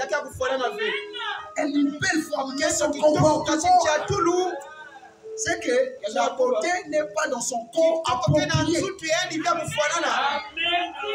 Parce que la beauté a aussi un corps. Et ce corps-là, c'est l'homme qui façonne ça. Il faut que tu sois homme. Une femme, quand elle est trop belle, elle n'aime pas qu'on la commande. Mais non, casse ça. Et elle est là, elle parle français. Rossignol, et casse ça. Dès que tu parles, amen. Moi, une femme qui parle trop français devant moi, elle finit par me fâcher. Moi, j'ai fini par me fâcher. Quand je veux me fâcher, elle va doser. Ah, c'est quoi ça? Moi, je ne connais pas parler français. Amen. Tout ça aussi, c'est la divinité. Amen. Avec la divinité. Et que Dieu, c'est facile pour lui d'être un avec vous. Avec notre caractère diabolique. Vous dormez bien avec Dieu. Demain, tu changes. Mais Dieu aussi a des problèmes. Et c'est compliqué pour lui. Seigneur, tu vois, c'est une affaire. J'ai compris qu'il n'y a que toi qui m'aides. Si tu me fais encore grâce, Seigneur, je vais changer. D'accord. Demain là, c'est le change. J'ai dit, mon fils, il a vraiment. Et surtout si tu connais raisonner. C'est-à-dire qu'il n'y a qu'une personne qui aime ses dieux. Nous, on n'aime pas Dieu. On fait semblant. C'est Dieu qui nous aime. Avec notre nature. Pour imaginer, nous sommes combien? Chacun avec sa nature. Toi, c'est une nature. Tu n'arrives pas. Maintenant, nous sommes combien? On est plusieurs mois. Chacun a sa nature. Et chacun a son dossier. Donc si nous sommes 500, nous sommes 500 comportements. Mais toi la femme, c'est seulement un comportement. C'est difficile. Mais donc Dieu il fait comment? Amen. Pour parvenir, Dieu pour parvenir à entrer dans le cœur de l'homme, il a été stratégique. Il a enlevé son pouce. Il y a un Dieu carré. Aussi tu ne filmes, si tu transgresses une loi, tu es condamné, tu es carré. Aucune femme ne peut aimer un homme. Même si elle t'aime, elle va te quitter. Tu es trop carré. C'est pour ça qu'il n'avait pas d'épouse dans l'Ancien Testament. Il est trop carré. On aime ce gars-là, mais son comportement-là, pas d'épouse. Maintenant, pour qu'il ait une épouse, il fallait qu'il enlève ça. Sans moi-même, une coupe, un triangle isocèle, laisse un peu d'espace. Il est devenu humoriste.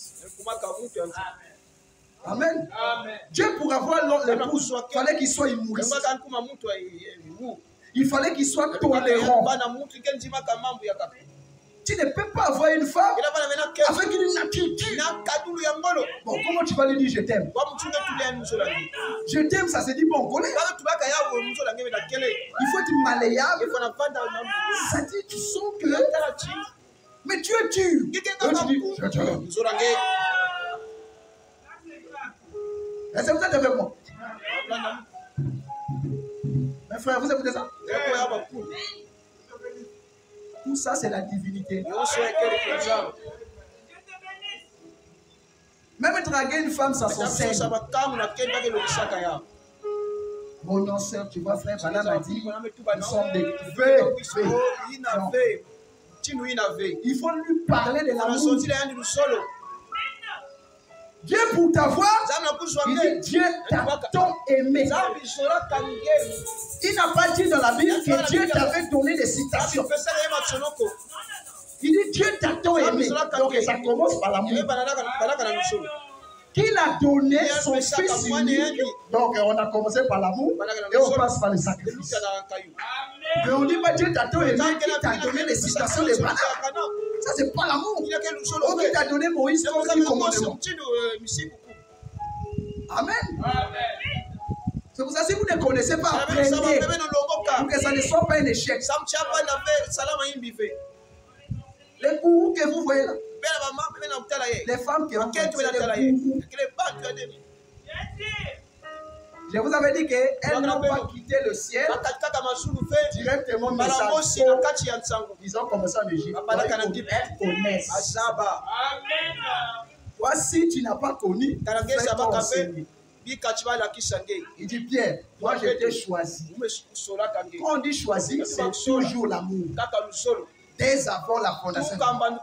Bon, c'est frère, j'ai tout abandonné. Toi, tu vas me donner quoi? Il dit, tu seras assis. Vous voyez Dieu, toujours l'amour. Sur les 12 trônes. Donc, il est tout pour Pierre.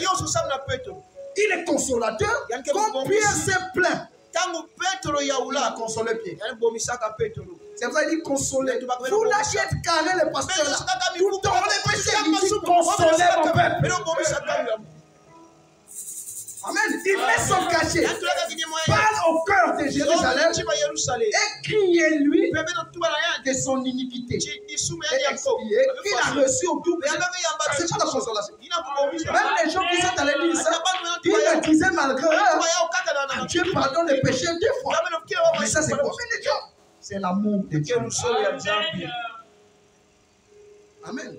Vivre au foyer avec Dieu, c'est pas facile. Frère, nous serons dans les milléniums. Dieu est déjà ici dans les milléniums. Le foyer de Dieu commence ici. Toi, tu fais, Dieu fait. Tu fais, Dieu fait. Mais comme c'est lui qui domine, tu finis par te plier. Et en tout temps, tu subis. Il dit, je châtie. C'est lui que j'aime. Mais Dieu est amour, il châtie. Oui, Dieu châtie pour te tailler à sa ressemblance. Il veut mettre sur le lit de la maladie. Il va laisser le diable après vous. Tout ça, c'est le foyer. Il laisse le diable après tout. Il dit ce dernier fera tout sauf vous ôter la vie. Pour voir si vous êtes la sémence d'Abraham. Est-ce que tu as besoin de faire ça pour connaître que je suis déjà? Oui. L'épreuve est différente de l'amour. Tu peux dire à une personne que tu l'aimes, mais tu ne peux pas supporter son problème. C'est deux choses différentes. Donc l'amour est contextualisé. Il est beau, elle est belle, mais son épreuve, tu ne peux pas porter. Ah voilà, ça devient sérieux. On pense que quand on se marie, c'est seulement quand on se... Mais non, quand on va arriver le temps des épreuves, tu es capable. Peux-tu le pousser pour le meilleur et pour le pire? Oui, je le fais. Avec onction. Ok. Allons-y. D'abord, on dit l'arbre de la connaissance. C'est d'abord bien. C'est l'arbre de la connaissance du bien et du mal. Donc le mal, c'est après le bien. Tu commences d'abord avec le bien. Oh, parce que le mariage, ok, ça c'est le bien. Mais non, parce que toute personne qui s'unissent, qui vivent le bien et le pire, ça ne rate pas. Si le mariage, il y a que le bien, c'est un faux mariage. Où est le test du lien? C'est quand le pire arrive.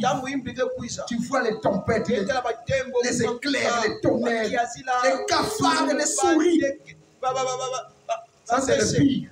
Maintenant, il faut être au-dessus de ça. C'est ça Christ et l'Église. Quand on vous dit épouse, c'est un mérite. Donc maintenant, c'était une parenthèse. Bon, Jean 47. Je vais finir. Maintenant, quand Jésus meurt, ressuscite. Donc j'ai dit, comprenez-moi bien. J'ai dit que le message de frère est la mort de ceux qui n'ont pas le Saint-Esprit. Ça les conduit à la mort. Parce que ça les rend charnels.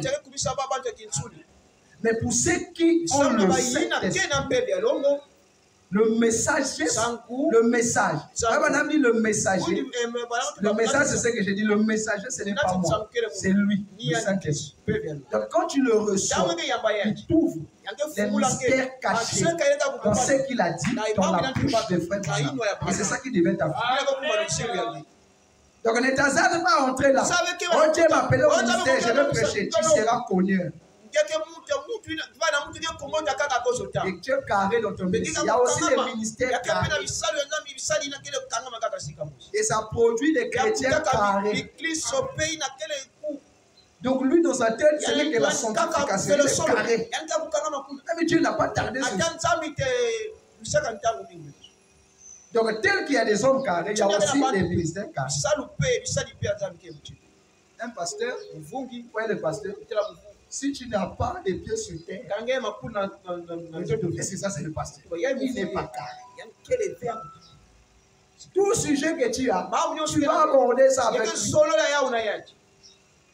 Et on paie. Parce qu'il y a des sujets qu'on aborde pas, on paie. Quand tu abordes le cœur, tu ne dis pas ce qu'il fallait dire parce que l'homme qui est devant toi est carré. Donc même ce que tu devais dire, tu ne dis pas parce que tu as peur. On ne peut pas aider les gens comme ça. Même Dieu pour nous aider, il est devenu à l'image du péché. Dis-moi un peu. Qu'est-ce que toi tu fais? Moi, Seigneur, regarde ça. Bon, le diable t'a accusé. Le diable t'a accusé. Mais moi, j'ai prié pour toi. Jésus n'était pas carré. Il était carré avec ceux qui sont carrés. Amen. Et vous aussi, ne soyez pas carrés. On ne connaît pas votre position. Vous êtes djihadiste ou bien, comment on appelle? Taliban. Amen. Parce qu'il y a des djihadistes et des talibans. Ils sont là, c'est des... Vous pensez que c'est des frères, c'est des djihadistes. Faites attention. Coup d'État. Ils sont partis. on appelle les Boko Haram. Boko Haram. Il y a aussi des Boko Haram. Boko Haram. Il sourit avec toi, c'est un Boko Haram. Dès qu'il a l'occasion, son souci. Amen. Donc, pour répondre à la question de Dieu ne peut pas entrer dans l'homme sans la mort de Jésus. C'est pour cela qu'il ouvre le cycle des âges. Quand il ouvre le cycle des âges, c'est pour amener l'homme à la même position que lui. Dieu ne nous amène pas au niveau des prophètes, même pas frère Branham. Dieu amène l'épouse à son niveau à lui. Donc l'épouse, c'est l'égal de Dieu. Ça c'est fort. Parce qu'une question m'a été posée. On est allé au ciel. On a vu frère Branham au-dessus. Frère Branham dit, c'est Dieu qui m'a placé. Ça c'est le ministère. Dans le ministère, frère Branham est au-dessus de tous les prophètes. Mais quand nous rentrons dans le corps, qui est la vie, tous on est pareil. Si lui il est l'œil, toi tu peux être le doigt. Maintenant, comment l'œil va être au-dessus du corps? Mais l'œil va vivre comment? Donc dans le corps, tous on est un. Et on nous appelle l'épouse. Et chacun dans le corps a joué un rôle. Frère Branham était l'œil. Moi je peux être tantôt je ne sais quoi l'autel. Mais je fais partie du corps qu'on appelle l'épouse.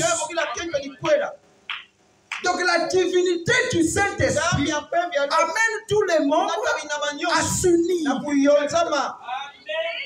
Il n'y a pas un plus grand, il n'y a pas un plus petit. Est-ce que vous voyez ça? Donc le Saint-Esprit rentre par Christ. Il vivifie l'homme intérieur. Donc quand nous recevons Christ. Parce que Elohim c'est une position. Mais nous recevons Christ.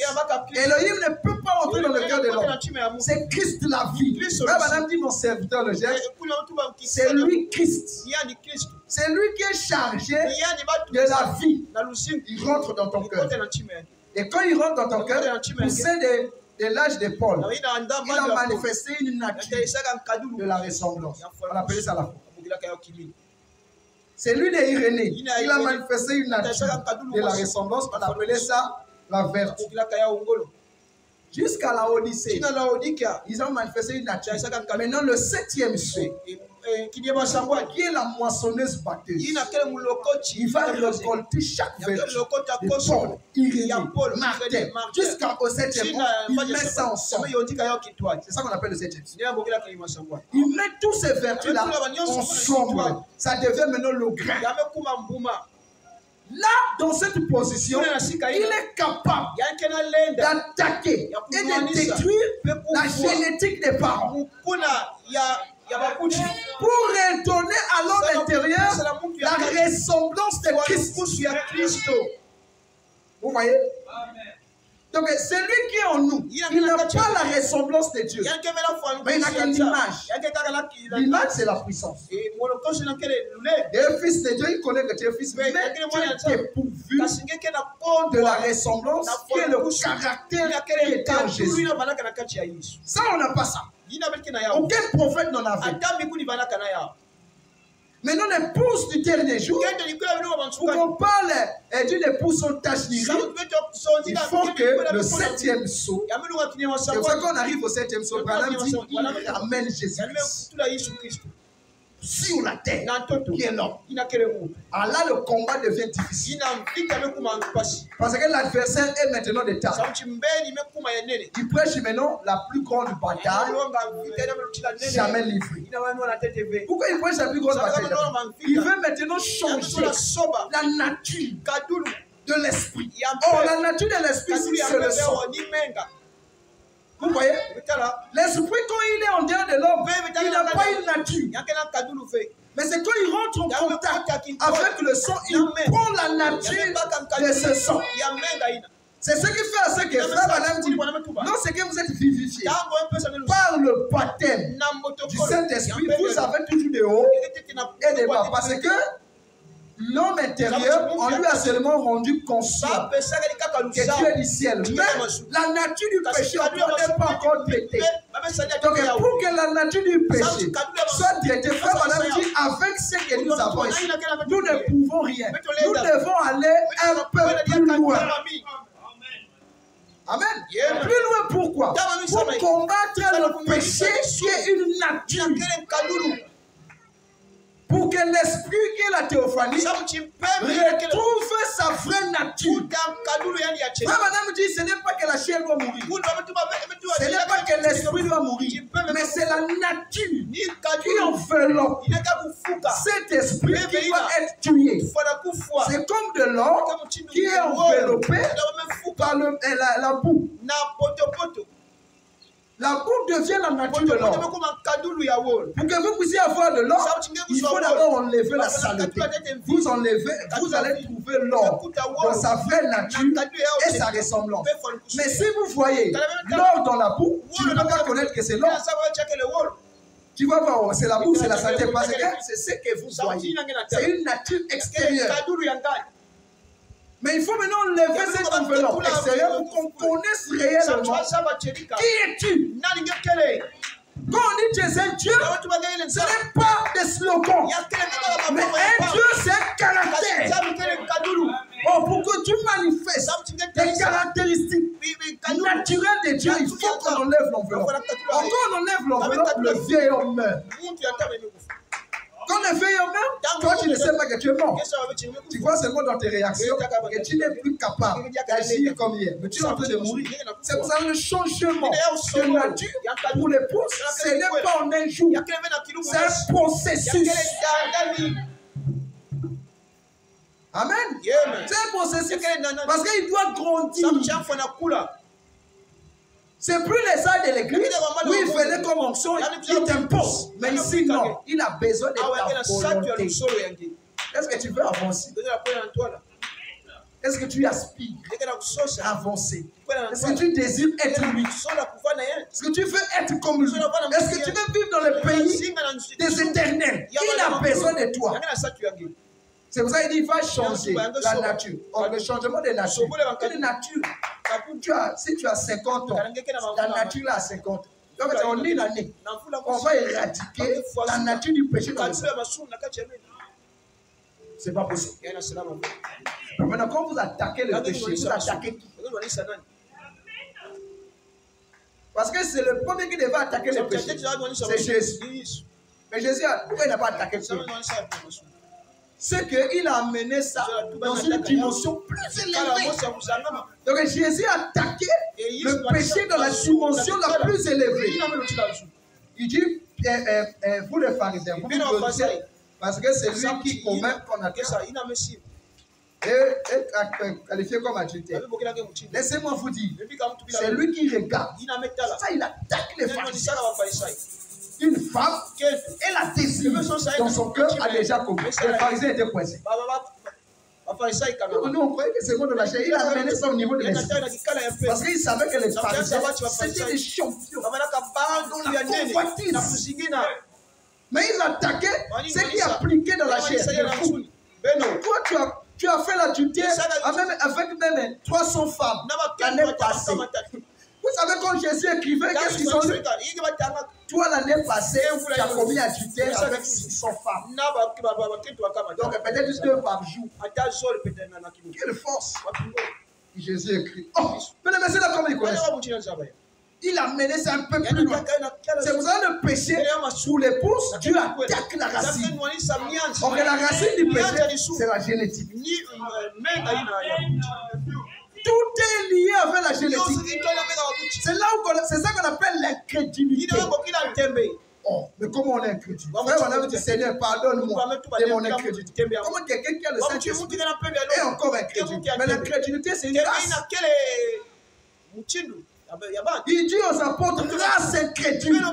Nous qui te suivons, nous avons cru à la parole faite. Dieu dans une chaise même le Messie. Mais comment tu nous appelles incrédule? L'incrédulité est une race. Cette race est liée avec la génétique. C'est pour cela que nous avons les comportements de nos régions. Mais ici, Dieu veut que nous puissions voir les comportements du ciel. Donc, que tu sois du nord, du sud, de l'est, de l'ouest, on doit avoir un comportement.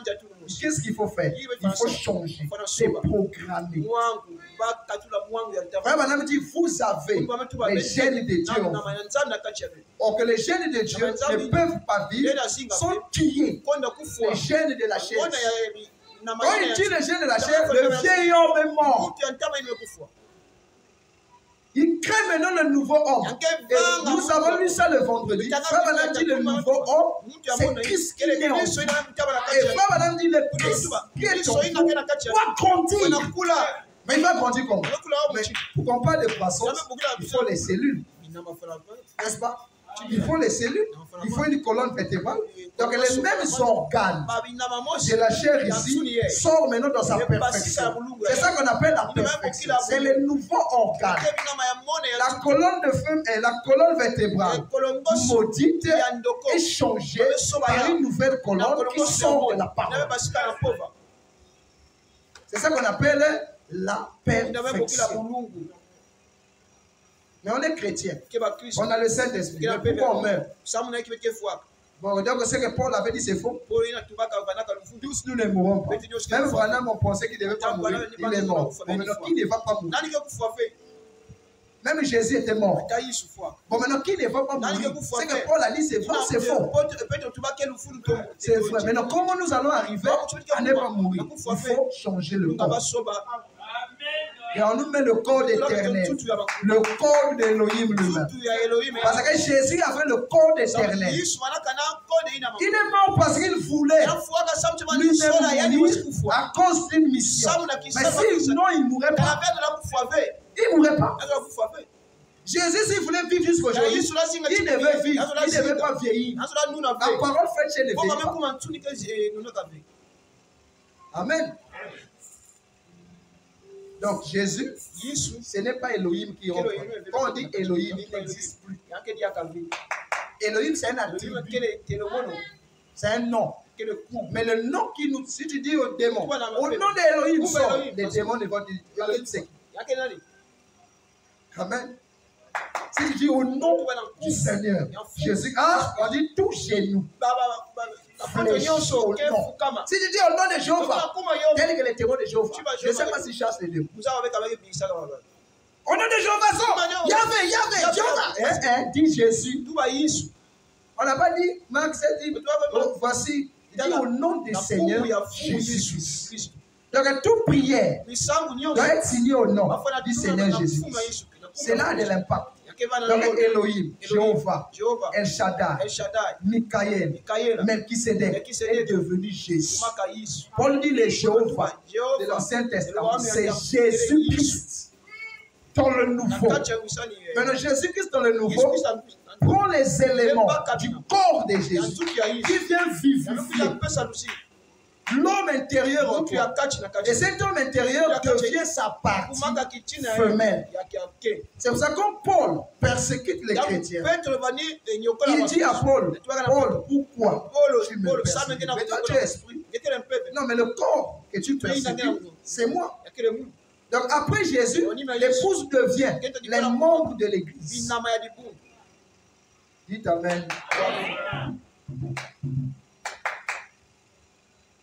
Tu es l'épouse. Tu es l'épouse pourquoi? Parce que tu as la partie femelle de l'époux. C'est ça qui fait de toi épouse. On dit vous êtes épouse, mais on ne vous dit pas pourquoi vous êtes épouse. Vous serez enlevés, mais comment? Nous irons au ciel, mais comment? On croit le message, mais comment on croit le message aujourd'hui? Parce que nous sommes dans une jonction de temps. Comment aujourd'hui on croit? On fait répéter la bonne. Comment on doit répéter? Vous devez connaître. Ce n'est pas un suivisme où nous devons faire le message. Le message. Frère, la famille Branham, c'est l'enthousiasme. Mais pourquoi nous n'avons pas le son de Branham? Amen. Nous sommes épouses parce que nous recevons la tribu vie, qui est une partie de la vie sauvée, qui formait le corps de Jésus. C'est ça qui fait de nous épouses. C'est ça qui dit ce qu'il a connus d'avance, il les a appelés. Et ce qu'il a appelés, il les a justifiés. Et ce qu'il a justifié, vous voyez l'épouse, ils sortent et sanctifiés. Vos parents faites chair. Il dit, il les a glorifiés à être semblables au Fils de Dieu. Il dit, vous êtes co-héritiers de Christ. Oh non, frère, tu n'es pas sanctifié. Frère, madame dit, c'est Christ qui est sanctifié. Vous connaissez la citation? Avoir pourvu. Frère, tu ne prêches pas la sanctification. Je vais prêcher ça à qui? Moi, on m'a dit de prêcher, les appeler. Je prêche aux appelés et je leur prêche la justification. Et après la justification, je leur prêche la glorification. C'est ce qu'on a dit, n'est-ce pas? Bon, maintenant, toi qui t'hasardes à prêcher la sanctification, mon frère, c'est toujours d'actualité. Oui, dans la parole de la sanctification. Mais comment vous comprenez? Parce que si vous prêchez ça au dehors, même Judas sera sauvé. Vous allez donner le Saint-Esprit à Judas. Les Judas riches, un homme sanctifié.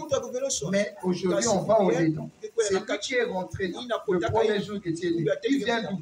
Oh, il vient de l'enfer. On n'a rien à faire avec. C'est lui qui est rentré le premier jour. Il vient du haut du ciel. Donc Jacob est sanctifié. Dieu ne peut pas aimer un homme qui n'est pas sanctifié. Jacob était sanctifié. Regardez, il va prendre son droit de naissance dans le mensonge. Tout ça, Dieu dit, c'est la parole.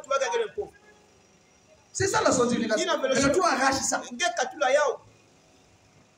Donc, Christ en vous, c'est la sanctification de ta vie. Tu n'es pas sanctifié par toi-même, mais tu es sanctifié par Jésus-Christ. Je ne peux pas vous faire un enseignement ici. On va prêcher sur la sanctification. Même moi-même, je ne sais pas comment vous commencez. Vous amenez au ciel chez Moïse. Oui, je ne sais pas. Je ne trouve pas où vous placer ça. Je vous prêche que vous êtes une sémence. Parole. Le fait que je dis ça, l'esprit qui accompagne mes paroles, si c'est Dieu, il va transformer votre vie. C'est tout. Et il va t'amener à vivre une vie sanctifiée sans que tu ne saches que c'est la sanctification. Tu ne peux pas vivre la sanctification et connaître que je suis sanctifié. Si tu connais que tu es sanctifié, c'est que tu fais des efforts. Mais quand on est sanctifié, tu ne sais pas ce que c'est. Tu ne sais pas que tu es sanctifié. Oh frère, moi je suis sanctifié. Non, ça c'est toi-même. Parce que tu connais les actes de la sanctification. Qu'est-ce qu'un homme juste? Un homme juste, c'est celui qui, comme madame dit, ce n'est pas celui qui n'a pas péché. Voilà un homme sanctifié. Donc quand quelqu'un te dit les sanctifiés, si tu dis pourquoi, tu vas écouter frère, moi je ne bois pas, je ne fréquente pas les boîtes de nuit, je ne fréquente pas ceci, je ne fais ah frère, ça c'est toi-même, tu es pharisien. Mais moi si tu me demandes, tu es sanctifié, je dirais oui, mais pourquoi? Je dis je ne sais pas. Je ne sais pas pourquoi je ne peux pas te décrire les actes de la sanctification. Bon, même si je ne fais pas, maintenant ma pensée, pensez plus. Est-ce que ma pensée est plus? Vous êtes sanctifié par le 7e. Que le Seigneur vous bénisse.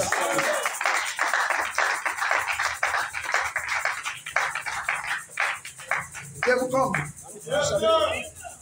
Pour nos têtes, on va prier. Il y a trop eu de trous d'air dans le voyage. Amen.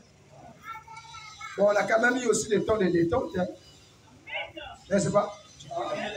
J'ai vu tout le monde rire. Tout ça aussi, c'est la divinité. Donc, même quand on rit, c'est la divinité. Est-ce que vous savez ça, mes frères?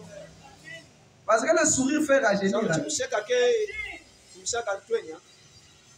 Seigneur Dieu de l'éternel Père Céleste, c'est un sujet très difficile à comprendre, même à connaître, Père.